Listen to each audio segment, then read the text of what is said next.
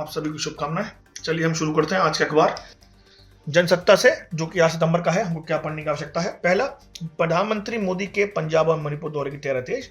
तो ये बहुत ही इंपॉर्टेंट न्यूज है कि प्रधानमंत्री के मणिपुर के अंदर खासतौर से जो इशू है, मणिपुर के इंटरनल कॉन्फ्लिक्ट हुए हैं, उसके बाद प्रधानमंत्री का दौरा है। तो आपको इस नजरिए से इसको पढ़ने की आवश्यकता है।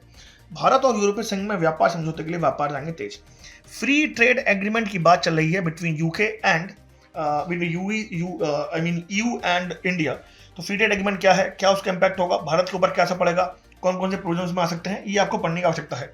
हजरतबल दरगाह में अशोक चिन्ह क्षतिग्रस्त करने का मामला।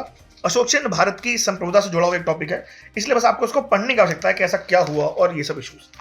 आगे, माननीय प्रधानमंत्री नरेंद्र मोदी जी ने लिखा हुआ है भूपेंद्र भारत के रत्न। तो आपको बस ये पढ़ने की आवश्यकता है कि भूपेंद्र क्या थे, उनका क्या योगदान रहा, किस प्रकार से उन्होंने भारत की एक कला एवं संस्कृति को आगे बढ़ाने में उनका योगदान दिया।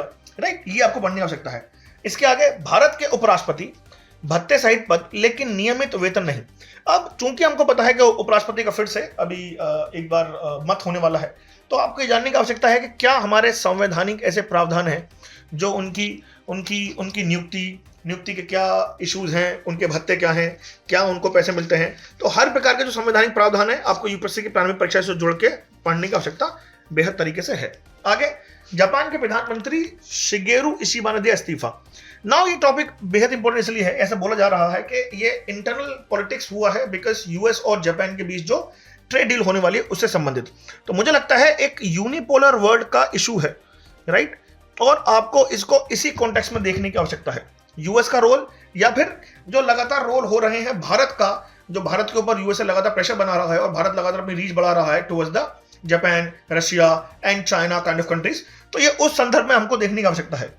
भारत, रूस और चीन कई क्षेत्रों में अपने समझौता से करेंगे अवगत। जैसे कि मैंने बताया, एक RIC जो रशिया चाइना और इकोनॉमिक का जो फोरम है उसको लगातार आगे बढ़ाने की बात फिर से चल रही है, और इसको हम लिंक कर सकते हैं इस केस के साथ में। रूस ने यूक्रेन पर 800 ड्रोन से हमला किया। ये बहुत इंपॉर्टेंट टॉपिक है। क्यों?